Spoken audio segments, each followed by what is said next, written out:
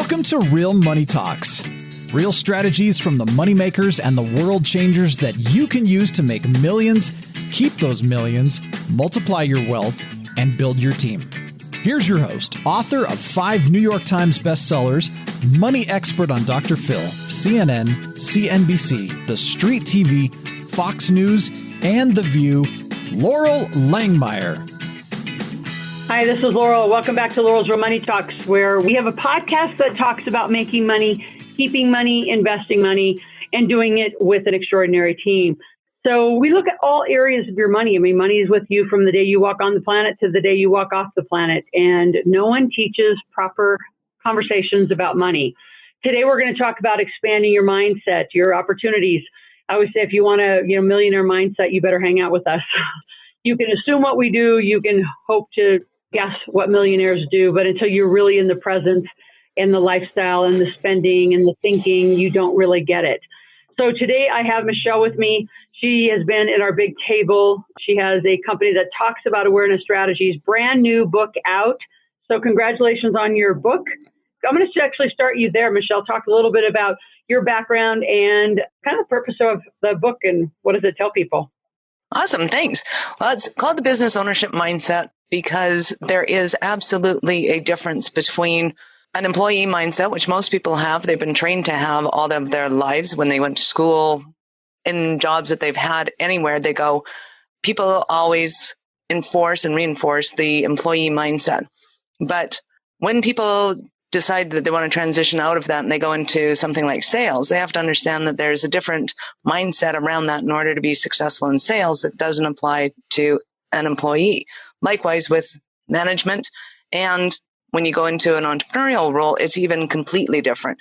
As an entrepreneur, though, as you probably noticed working with a lot of entrepreneurs, is that they still tend to, even if they're running their own business, like a solopreneur, they're still not in the business ownership mindset because there's a different way of thinking that needs to be embraced in order to take on staff, in order to take on more business, in order to be able to step out of the role of being so important in the business itself to be able to run the business. Yeah, when you talk about that mindset and that ownership mindset, I mean, I know it, I see it all the time. People will quit their job, they'll come into our coaching or mentoring, and then they're still treating me like I'm their boss. So there's this, what I call boss mentality that people have a hell of a time getting away from. Can you speak to not only I think we all kind of know why, but speak to that. And what are some things you do to help people get out of that? Nice. That is absolutely what I'm talking about. And they really don't know how to operate their day. So a lot of people, the first mistake they make is they'll sit down at their desk and they'll go and check their email, hoping that a client has put in an order so that they know what to do for the day, because they're looking for direction from somebody else. And it's the completely wrong way to look at a business, because then you're just redirecting that locus of control, as I call it, to somebody else. So whether they're looking at their coach or they're looking at their clients, or they're always looking to somebody to tell them what to do and how to do it. A lot of the mistakes they make too, or they'll go to professionals, they'll get a team around them, but then they still go to the accountant and go, okay, here's my books. What do I do with it? And to me, it's the completely wrong way of looking at it, because they haven't taken that locus of control internally and said, okay, I'm the one that's running the show now. I'm the one that's doing things. And I have to be the one that says, I know what I want, and I'm going to go out to the team and figure out how to get it done. It also helps that the team that they have around them is looking to them for the direction. And that's it's a completely different way of looking at things, and they have to be able to do that. So one of the things that I focus on, especially in the book, is just understanding the concepts that need to be owned as an entrepreneur first, and then as a business owner. The other thing is people have to understand that they need to have an entrepreneurial mindset first before they can have a business ownership mindset. So what I also noticed was a lot of high-level, C-level people in companies will get a buyout, and then they decide to go and buy a business. And all they essentially do is go and buy themselves a job. They know how to hire people. They know how to train people. They know how to run a company, but it's their company. So it's a completely different mindset. Some of them will go and get a board of directors in order to be able to help compensate for that. But when they really understand how to take that focus of control internally and start directing, I need to honor my own time. I need to honor my own choices and my own decisions. I need to be the one that's making the moves here. That's kind of paramount to the whole initial shift. Does that make sense? It does. And so talk a little bit about where kind of you got the content. I mean, obviously you got the content because you've lived through it. Kind of break that down into the more segments. Like, how does someone really get it? You know, I always say Michael Gerber talked about it in the E-Myth a lot about becoming that owner, because typically somebody who's a high tech person says, well, I can do it better than the owner. I'm going to go start my own company. And then they struggle and struggle. And I think a lot of it is this piece. No one's going to get you up in the morning. No one's going to get you motivated. No one's going to be the one to tell you what to do or give you approval. There's all those kind of odd psychologies that are blended in this. So just dig deeper, and maybe if there's some segments and tips you can give people to how to break that. Yeah, well, how I do it, to answer the first question, is we've developed a process we call success therapy, and it basically helps people to get to the root cause of why they do what they do in the first place, what their beliefs are, and help them to rewrite them. But basically, there's three ways that we change our beliefs, and one is through reason. And as soon as we know and understand something better, we go, oh, okay, that totally makes sense. Second is through repetition. We hear it over and over again, and then eventually, hopefully, we buy into it. And the third is through emotional charge, which speeds up that repetition, and it speeds up the ability for somebody to be able to learn something faster. So this whole idea or notion that it takes 21 days to get a new habit is a crock.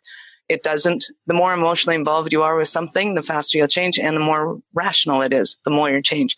So going back to your initial point that people need to hang around in your community in order to be able to understand the millionaire mindset is paramount, because they will only be able to see the difference in how these people operate. And by seeing it, they'll go, oh, okay, I get it. They're doing something obviously different. And the obvious difference is they're not afraid to self-express. They're not afraid of what other people think of them. They're not afraid of making tough choices and decisions.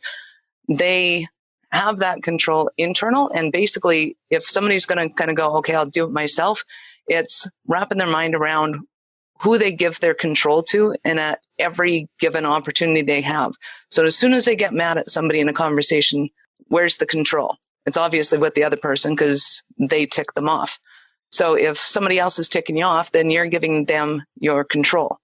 So until you're saying, I'm pissed off because I did something, well, then you're taking control of it, and now you can do something about it.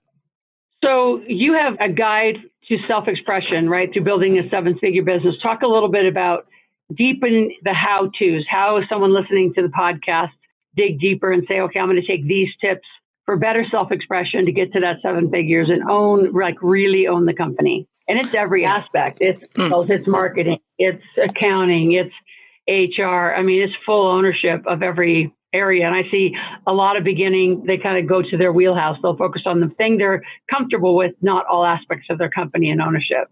Oh, good point.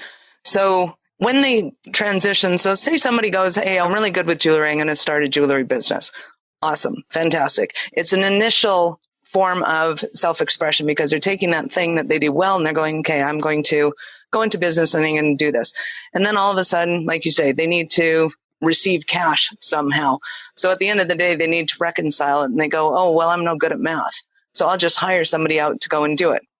The whole premise of the E-Myth is people will abdicate that to somebody else so that they don't have to learn it, so that they don't have to take ownership of it and feel uncomfortable doing it, which is the exact wrong way to go about it. Because when you have resistance towards doing anything, you're not really self-expressing and saying, oh, no, I'm just not good at that. What you're doing is rejecting the part of you that could be good at it.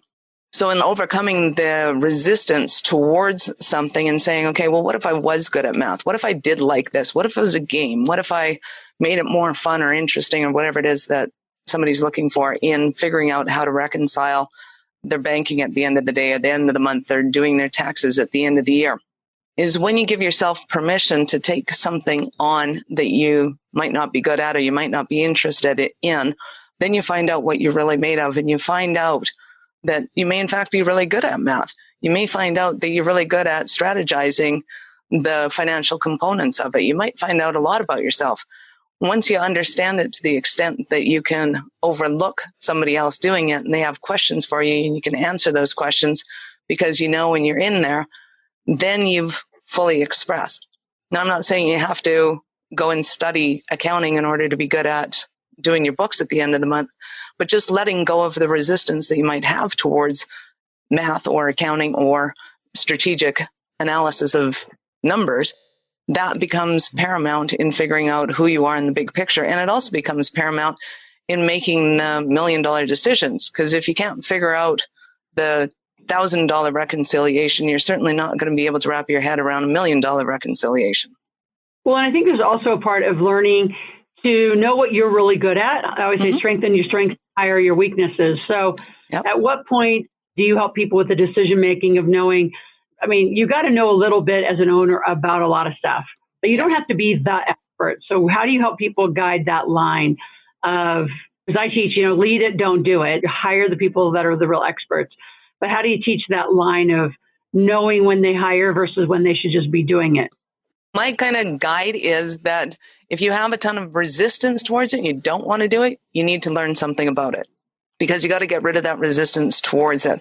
But doesn't mean you have to take it on yourself. So even initially hiring a bookkeeper right off the bat, as soon as you start your company, even if it's your very first company and you have somebody else taking care of the books, it's a give and take of learning what's going on and how they're doing it and not just trusting them completely to do it, because again, then you're giving them control.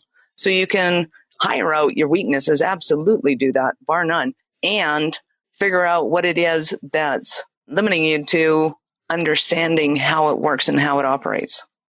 So when you talk about this business ownership mindset, how do you know when you arrive? Is there like a place where you just say, I get it? Well, that's a good question. Is there? Have you got there? I haven't met anybody yet, but you've got it when your company is running effectively without you being in it 24/7.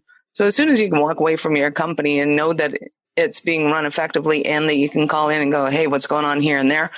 As one person once put it, he goes, as soon as I go back, I know I've reached this business ownership when my staff wants me to leave because it operates better without me than it does with me. So in being able to get to the point where you're running an empire, where you have multiple offices going and you have multiple businesses that are effective without you, yeah, you're definitely there. Okay. So what actions would you give somebody that's listening to our call right now? So tomorrow they're going to get up. So first I would say what assessment do they do with themselves? What are some daily things they could do to start walking towards this ownership mindset? In addition to hanging out with us. I mean, being around us who do it, I think is the number one.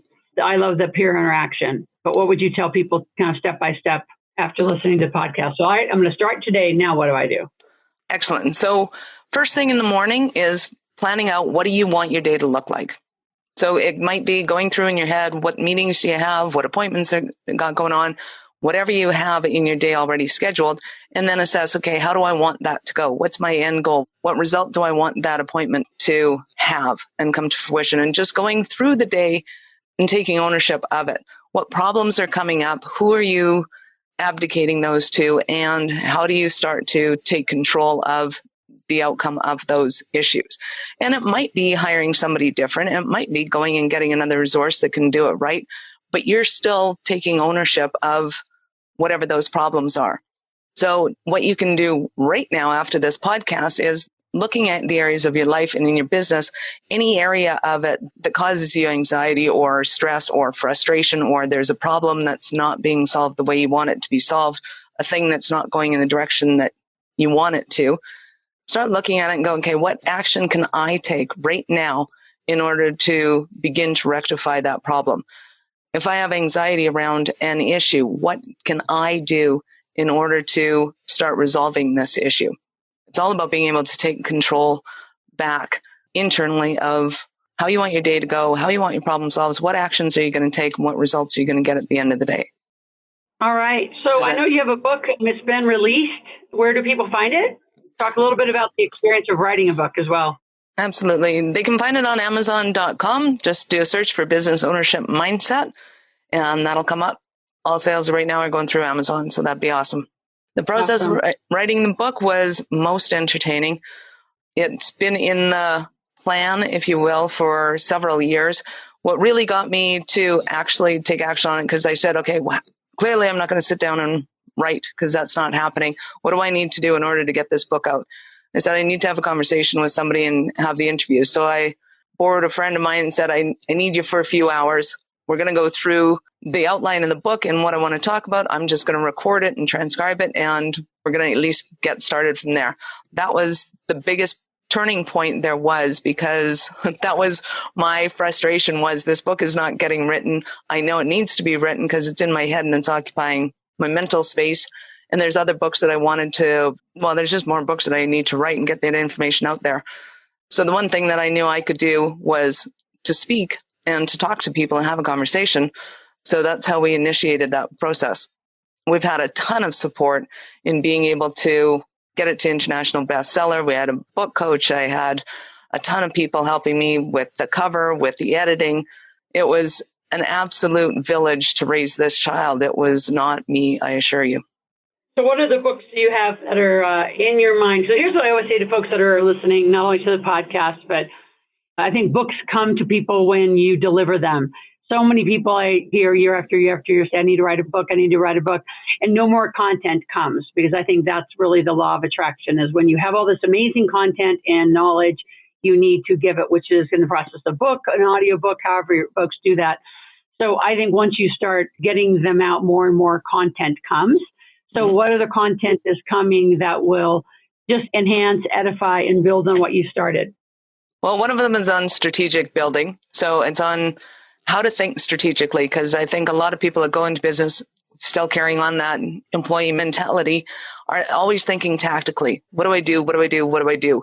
And they don't have a big picture, and they don't understand how to strategize from what they want to create down into the tactics, so that they're not just doing stuff randomly and none of it's actually accumulating the results that they're looking for.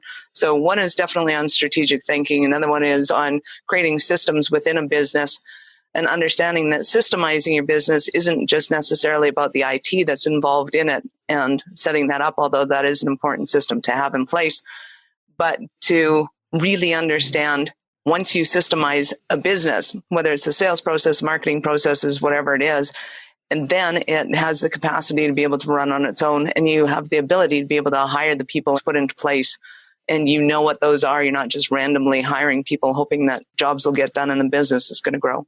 And then what would happen after that? It's going to push you to put out your next 2 or 3 books, just to say you have it out and it's recorded and then it's documented, and then you got to go do it. And now I got to go do it. That's a great question. I haven't wrapped my mind around that one yet. Any ideas pop into your head of you going, while I'm talking to you, I think it'd be a really good idea if you wrote a book on? Pushing people to 8 figures and big leadership. Like, one of the favorite activities that I love to do in this ownership mindset is to have folks design their organization chart without them in it. So truly taking the chairman role and what that means to release.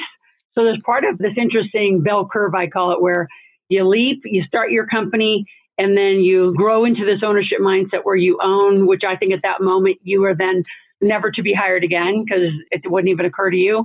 And then there's a place where you have to release and kind of build into a team where you manage by dashboards and reports, not by putting your hands on the keyboard at any time. I think that's an interesting trajectory for people to grow through in their lifetime. Absolutely, it is. It's super fun to watch. Well, and I think the other key part of kind of creating an 8-figure business is in realizing that people aren't just kind of one-string instruments. So even the jewelry maker that goes into business, eventually there's going to be another skill set there to go, hey, I want to develop this side of it. Because clearly all of your businesses are not all, I mean, they all make money, but they're not all directed to the process of making money, right? You got oil and gas, you got real estate, you got a ton of different things that are fun and interesting. And I'm sure in the development of those, you've realized that you're not just a speaker and a book writer, although you're awesome at it, that there are other areas where you shine. Absolutely. So, Michelle, I'm going to let us go for this moment. Again, any of you that are interested in her book, go to Amazon. Again, talk a little bit about the book, where do they find it, your name, how do you spell your name, because your name is interesting like my name, and they spell it wrong. So let's get it all right so they can go get your book at Amazon. Awesome. Absolutely. Go to Business Ownership Mindset and search that on Amazon. That'll be the fastest, easiest way. My name is Michelle, Michelle. Nedelec is N as in Nancy, E as in Edward, D as in David, ELEC. And it is French. Because that's the next question. All right. Well, thank you. And I appreciate you being on. And all of you, this was a critical conversation. So many of you are going to say, soulpreneurs. And when I hear soulpreneurs, I just think pain and suffering because you're doing too much. And not only are you doing too much, you actually are no good at the things you're doing, not really. And you need to be handing it off to big teammates, which means you need to learn to make some money. So go to asklaurel.com. It's ASKLORAL at any time. You can ask me any question. It goes directly to my team. Gets up level to me as needed. And you can ask a question, make a request. And also our event page is all up to date through the year. So go to liveoutloud.com and click on the event area, and it will give you all of the places that we're going to be doing our 3-day off Wall Street. We're going to be doing real estate tours. And those of you that are in our mastermind called the Big Table, you'll meet us there. And Michelle, look forward to seeing you later this year. It was good seeing you in Calgary. Absolutely. It was fantastic. Love getting back into the swing of things. Absolutely. And good luck with your next book. I'd start it right away. And all of you that are out there, get your books out of your head and onto paper. That's all the book is your brains on paper. And get it to Amazon. Look forward to our next podcast on Laurel's Real Money Talks. We'll be in touch soon.